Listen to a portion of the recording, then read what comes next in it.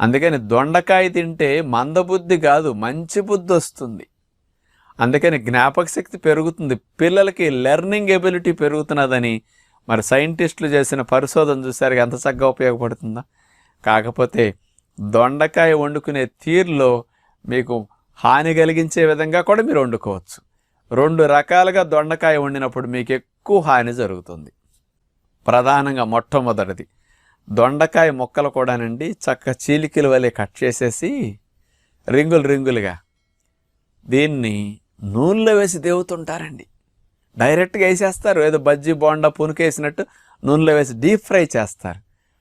అది డ్యామేజ్ చేస్తుంది బ్రెయిన్ని. ఎందుకంటే మనకు డల్గా ఉండేటట్టు, ఎందుకంటే అవన్నీ ఫ్రీ రాడికల్ ఫార్మేషన్ జరిగిపోతాయి నూనెలో మరిగినప్పుడు. అందుకని దొండకాయ వేపుడు అట్లా చేయకండి. బయట నాన్ స్టిక్ పాత్రలో దొండకాయ అంటుకోకుండా, మేము ఆశ్రమంలో 500-600 మందికి